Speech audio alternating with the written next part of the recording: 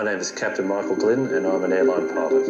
My job is all about safety and getting people to their destination safely. Up to now I've flown nearly 2 million passengers. The responsibility really hits home when we see the passengers getting on board the aircraft and when they leave and you see their faces. I watch air crash investigation where I can, just simply to make sure that I don't become a star in one of their future episodes. Hello and welcome to my show. My name is Madison Star Moon. Tonight we have pilot Michael Glenn. This is his third appearance on the show. He does not believe in chemtrails. I do have several questions specifically about fuels, trade secret ingredients, the ballast tanks, and other aspects of spraying aircraft. So I'll start off with you, Michael. If you could just tell everybody a little bit about yourself. Good evening, everyone. My name's Mike Glynn. I live in Australia. I live just on the outskirts of Sydney. I joined the Australian Air Force when I was 19 years old, and I spent 7 years there. And then I became an airline pilot for Qantas, and I'm currently flying the Airbus A330, and I've done that about the last 10 years.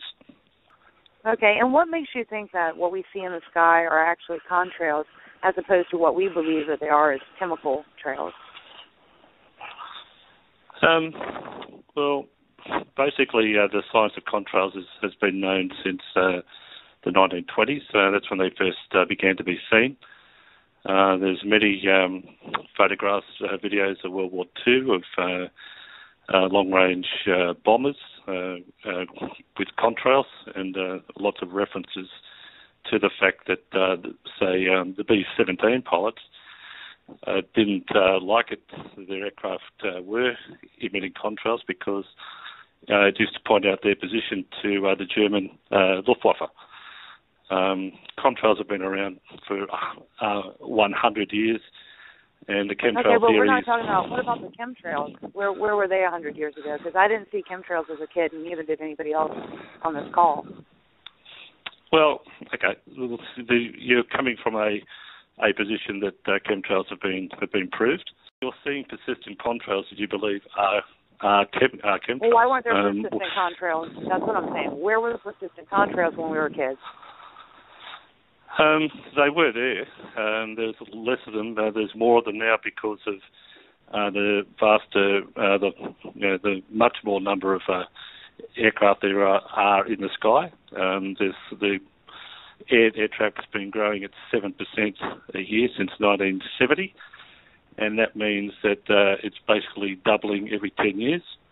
There's, for every one aircraft you saw flying around about that time, there's now 8, and they're all now squeezed into tighter pieces of airspace due to the fact that there's so much more of them. We're now flying, instead of 2,000 foot separation in height, we now fly with 1,000 feet. So if you're flying through a region which will cause a contrail, there's now more aircraft that will do so in that particular piece of airspace. All right, if it's not a chemtrail that's spraying out, then what's up with the chem clouds? I never saw a chem cloud when I was a kid either. And the frequencies going through the clouds and the coagulation, if those aren't chemicals that are doing that, what is it? Do you actually believe that what the airplanes are emitting is just water? Water vapor, excuse me? Yes, I do. The science of that is well known. For every 1 tonne of fuel that is burnt, so it's basically kerosene, you create 1.3 tonnes of water. And that means that we're putting water into the atmosphere behind these jets. When the conditions are right, it condenses and appears as ice crystals. If that was the case, then airplanes would have been doing that from the beginning, and they haven't. The only airplanes that you're speaking of or referencing are from World War II and such. If you are saying that these airplanes that we see leaving these huge plumes in the sky that do not dissipate, you're saying that that's water vapor that's not dissipating? Yeah, that's. Can I ask you a question, Madison? Could you show me some science that says that contrails can't persist? I have common sense, and humans are born with it. I just like, what's his name, Mike? I couldn't hear earlier. So, Mike, I met. Yeah, it's Mike. Mike, have you ever heard of a military program? Actually, one is at an Australian link that I'm looking at right now. It's been out for quite a while. It's a United States military document called Owning the Weather. And the United Nations. We have had weather modification. We've had weather modification here in the United States since the 30s and 40s when it was on paper, and they started slowly implementing it in the 50s. Now, the United Nations has admitted that there is a global joint effort with Switzerland, with Germany, France, the United States, Australia, to where they are they're using this as saying that they're combating global warming. But regardless, this is all proposed. Okay, this is all proposed. It's not actually. But it's not proposed. These are documents here at military. Are you talking about cloud seeding, or are you talking about geoengineering? Well, we don't know what they are. We call them chemtrails. They're two very different things. If you're talking about weather modification, that is cloud seeding, and that has been going on since the 1940s, and that's stopping silver iodide or barium and into aluminum. Clouds. No. There's silver iodide or dry ice into clouds to try to create rain or stop rain.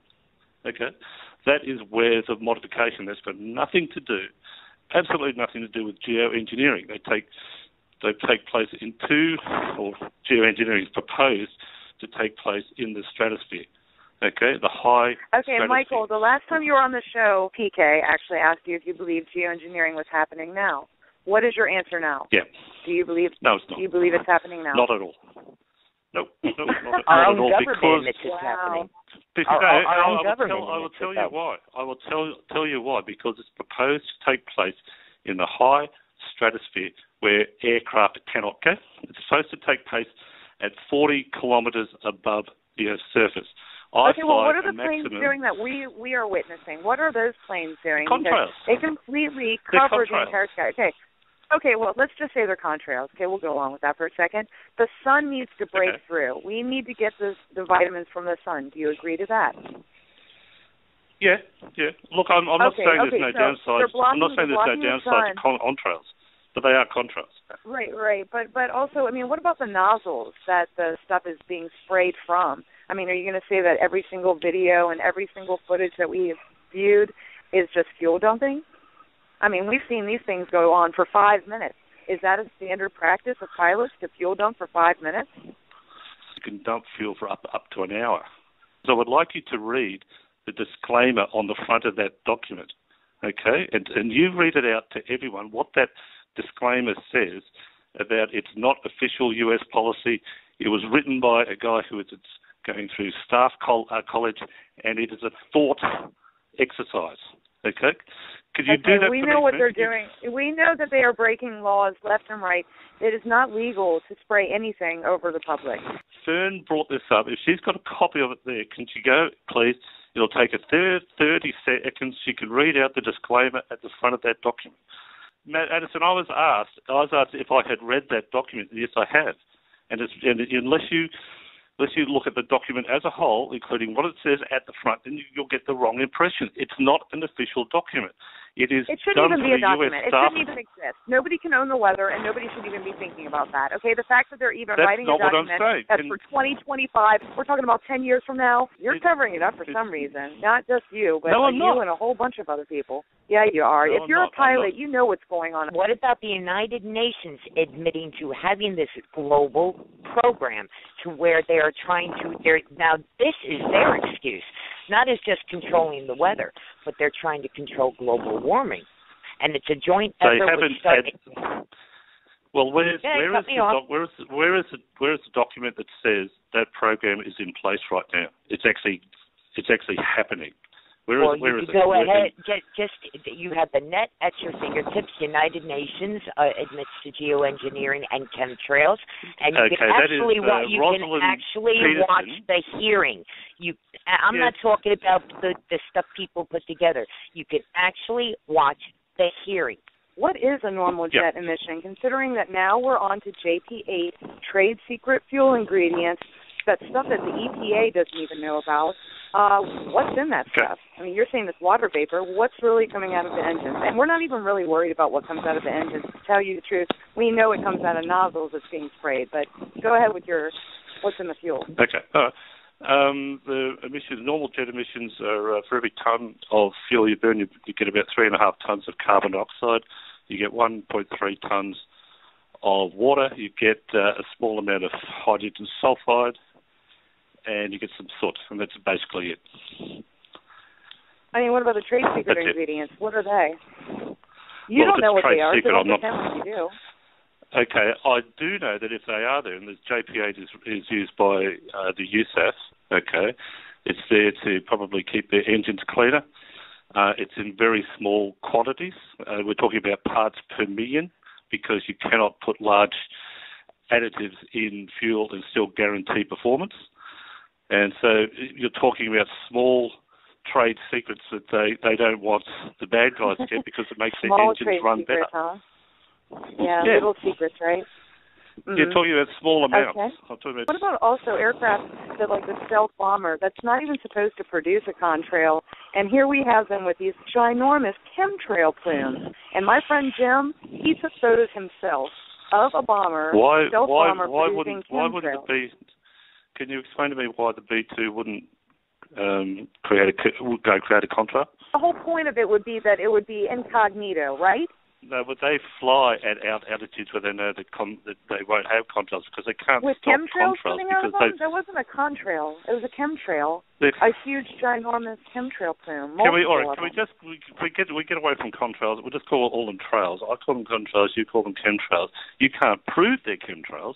I can prove they're contrails, but anyway, because I've shown you, Madison, you can't prove videos of me flying inside them. What air goes into an aircraft when you're flying? Comes from the outside. Is that a pressurized cabin? It's pressurized through the compressors, the air compressors in the engines that draw in air. That is then bled off before it gets to the combustion chamber. That air is not burnt. Okay, it's called a bleed air system. It then comes into the cabin and is controlled by outflow valves at the back. It lets out a certain amount of air, which keeps the pressure in the aircraft. That's just what well about known. The chase plane? Okay, that's fine. What about the chase plane? Well, I'm saying, how are the pilots surviving that? The pilot that's in the chase plane, following behind the emissions, collecting them. How do they not die? Because all it is CO2 and water vapor and a bit of hydrogen sulfide. That's all. It's not much. Okay, you can breathe that. It's a stupid argument, because you're saying that a pilot inside of a chase plane can just be breathing in all of the fumes coming up from the exhaust, and that's what they're testing, the contrails for the toxic emissions. I've shown you, and I'm happy to I'm happy for you to show the link of me flying inside what you call a chemtrail for hours, and I'm breathing that air. Okay, I am breathing that air. I don't believe you're breathing that air. I do not believe that you are breathing that air in. That's my point. Well, where is the air? Where is the air I'm I don't know. I don't build breathing? Airplanes. I don't fly for Qantas. I don't know this information. I've told you. Okay, okay, we'll look up bleed air systems and pressurization. It's exactly how I told you. It comes through the engine, gets compressed, and then it goes into the cabin. Okay, what you about breathe the Agent Orange it, pilots in Vietnam? How did the Agent Orange? I just want you to explain this to me, and I will understand. How did Agent Orange pilots not die from the emissions that they were flying back and forth spraying? Because they were spraying it out the back. They weren't spraying it in front of them. They were spraying it out the back, and they were doing it at low altitude. They were doing it just above the trees. And they will see the faux photographs of those spray operations. They were flying generally in a line. It's called an echelon. They weren't breathing in the fumes of the aircraft ahead of them. They were flying beside them. So they were doing it at about 100 feet, getting as close to the trees as possible. It's got nothing to do with what you're seeing above you at 35,000 feet. So is that what technically a chemtrail plane could do? Yeah, but if you're going to be geoengineering, then it's got to be done in the high stratosphere. We're talking about 40 kilometres high. We're talking about 120,000 feet, which is three times what I fly. Okay? So you wouldn't even see it. Okay? If there was an aircraft that could do that, and there isn't one. They don't have the technology to do geoengineering as planned by people like David Keith right now. They've already been doing it for about 15 years. I mean, who knows how long they've been doing it?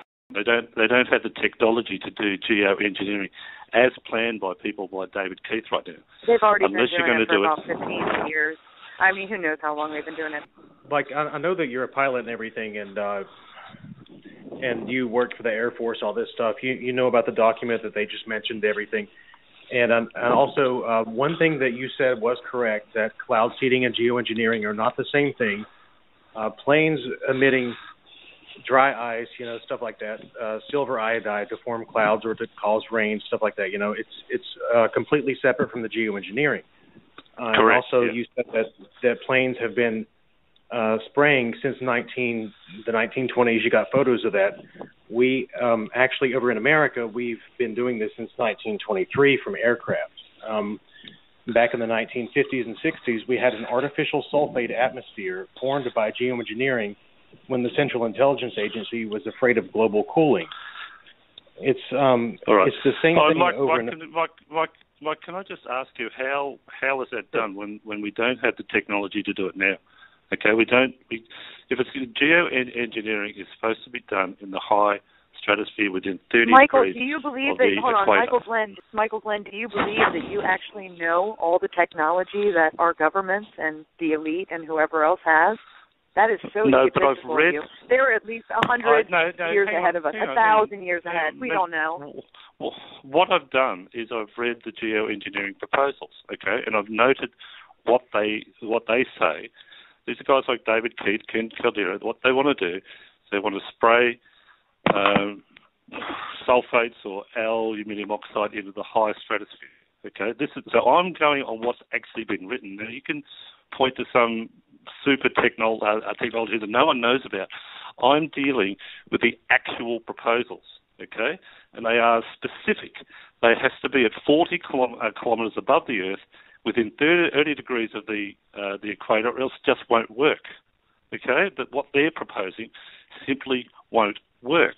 Now, if you can show me how that's being done. Trust David Keith? Did you actually think that we trust these geoengineers? No, they're not proposing this. They are actually just outlining what they've been doing, and they're trying to get us to accept it and put it in the law. Well, can you tell me an aircraft that can fly at 40 kilometres above the Earth? Can you point one out? Because I can't, and I've got almost 20,000 hours flying, okay? Can you point me out an aircraft that can reach that altitude and carry a load up there? Madison, they are easily identifiable on Flight Radar 24. You live below the heaviest concentration of air traffic in the US. From the but it's from not, New York. Not just me. It's everybody all over the world. It's saying the same thing. But that's not why you just see on it the all East the time. Coast or next to military bases. What about my friends that live out in the country or out in the middle of nowhere that are saying the same thing as me? Because there are areas that go across the country. Okay, it's just jets flying back and forward carrying passengers. Of course it is.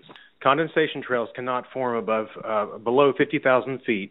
Passenger aircraft that's false. Travel. That's false. That's complete crap. Sorry. If you would like to look form at at ground level. I have it all out on my website. Contrails can form at ground level, and there are films of it actually. Okay, you've already said that. On Mick West's page. If you'd like to check out the science behind it, it's at stopchemicalterrorism.com. It's under contrail myth. There's no plane that emits water below 50,000 feet. It's impossible scientifically. Okay, 18 projects have been active in your country about geoengineering over the past 50 years.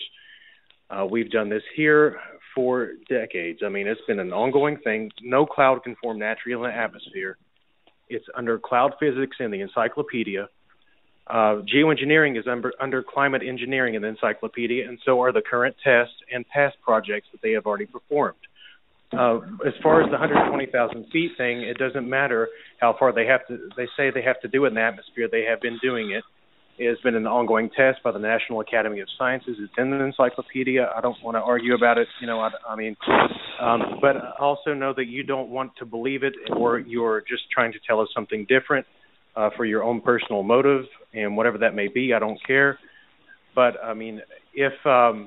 if you're doing it to try to disprove something like this, this is a chemical terror attack on the population, and as far as I'm concerned, you're trying to cover it up and thereby aiding and abetting a terrorist, because anybody using chemical... All right, well, that is your belief. That's your belief. Not all beliefs is a fact, have... sir. I respect your right to believe something. It doesn't mean I respect the actual belief, okay? We know that they have chemical tanks inside the plane. They do spray for mosquitoes. It's done at low altitude, okay? But it's not what you're seeing above you. The point is that they have tanks inside of the plane that hold the chemicals. We know this. They are doing the same thing, using that same technology on converted commercial aircraft and military craft. Are you going to say that that's not true? You don't believe that we have chemical weapons? Okay, well... I wasn't saying that. You were in the military, you should know. But please, no, Australia doesn't actually have them. I'm sorry, but what you're seeing, okay, when they design a new aircraft, they're not allowed to carry paying passengers on these aircraft until a test program is completed, and so that takes about 2 years if all goes well. The A380 took 5 years, so did the 787 because they had problems. So to simulate the weight of passengers and having the ability to change the centre of gravity, they put water tanks on these aircraft. Okay, they're not allowed to carry paying passengers. Complete disinformation. Does. Why is that bullshit? Can you think of a better way to do it? It's complete crap. That's how they spray the chemtrails and they do the geoengineering, barium, strontium, aluminum, all the chemicals, heavy metals. Who knows what else, biological material, Morgellons, and everything else that they're doing up there. For you to sit here and deny it and just say that it's water vapor. Because I know the truth. And I know that planes are spraying, and they have to have the materials that they're spraying somehow, and it is with tanks, and it is happening, and the plumes are not dissipating. It's not water vapor. I mean, I was hoping that you would have at least something that would clarify these issues for me and make me. But I have, but you don't believe a word I say. That's the problem. No, because you don't haven't believe a word I say. My question. But what about the chem clouds? I asked you about those. The chem clouds, I've shown you videos of me flying in chem clouds. They're normal cirrus clouds. I'm talking about where were the chem clouds 10, 15 years ago?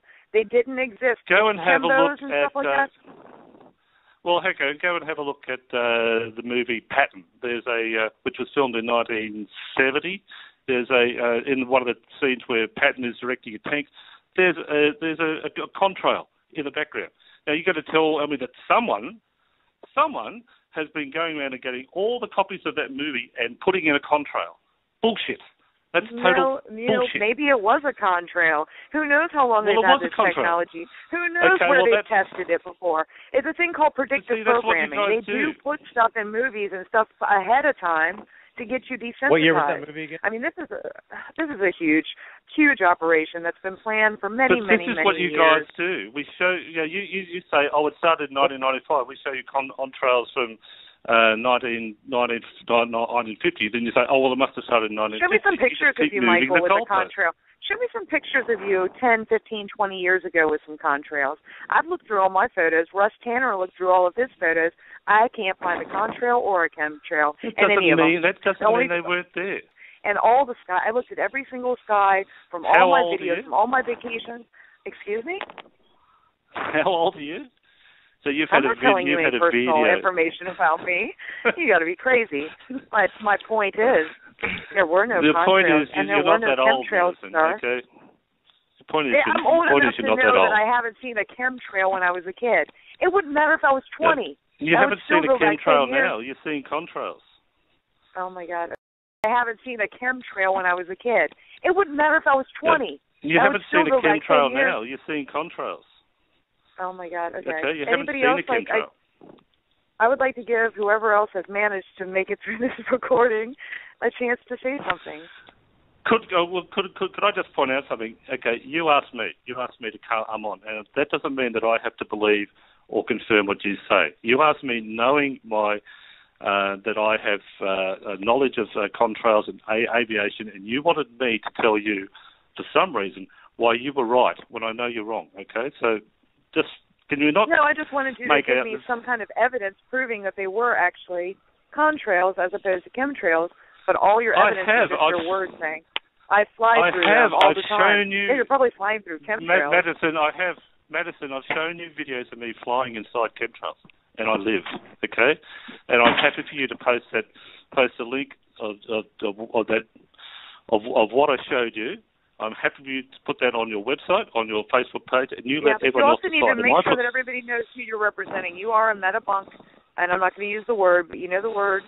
And you are one of their, I'm not going to put you down right now. You know what I'm saying? It's too easy. But you are a Medibunk person. So, I mean. Yes, because, you know why. You refuse to look at our evidence just as you say that we refuse to look at yours. I've looked at all of it, okay? And the little people like us that try to get help through government agencies are just shut down every single turn. We all report this to the authorities.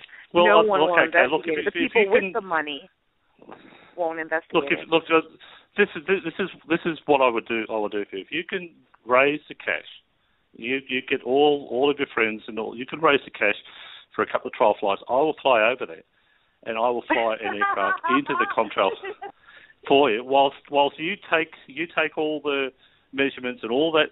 That's what you need. If that's what you want to do, I will do it. You want me to start a GoFundMe for Michael Glenn to be our chemtrail tester? No. This is for you. I will fly the aircraft. I will do that for free. Okay, you won't need to pay a pilot. I will do that for free. I will fly over there. Hey, Michael, they actually already do that at NASA. They actually do aerosol testing right now at NASA.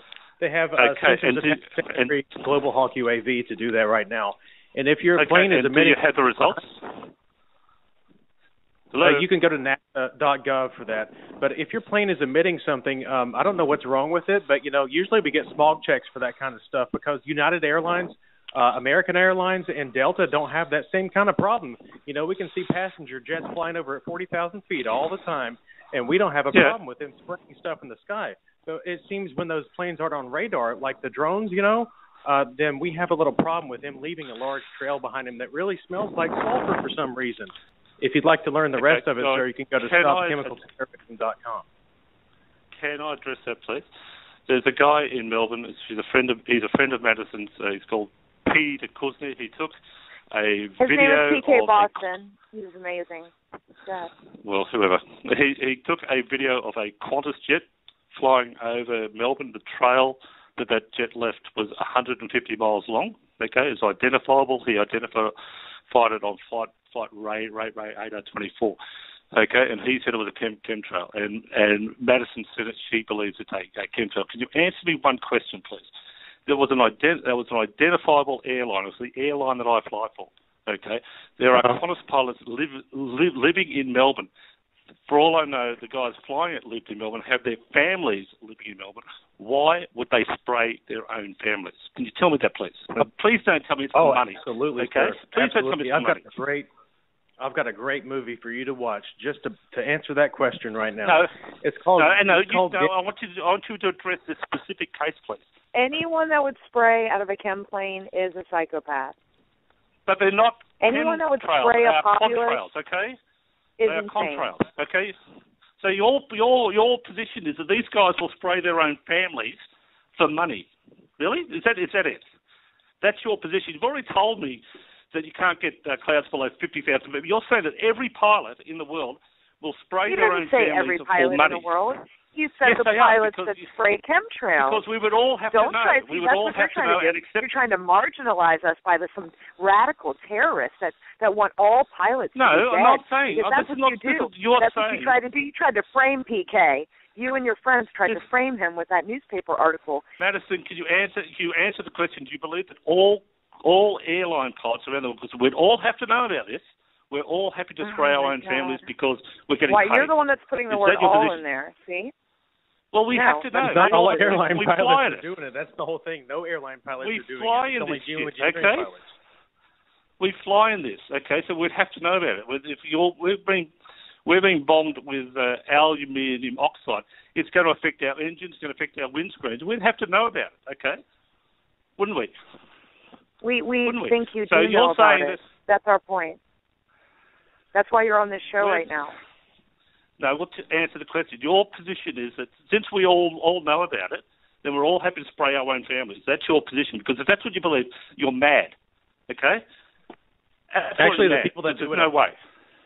We're just normal people here trying to get some clean air, So 40% of people don't die from air pollution from people that spray stuff out of the back and call it water when they're burning fuel and pollution. Kind of stuff like that. Or maybe emitting stuff like sulfuric oxide for global warming. You've shown you've got no idea. You don't know what comes out the back. You've got no idea. I've told you what comes out the back of a jet engine. It's carbon oxide. You think it's water and water vapor. You think that water is coming out of the back of your plane, sir? Go and look up the chemical reaction for when you burn kerosene, okay? And it will show you CO2 and H2O. Do you know what H2O is? It's water.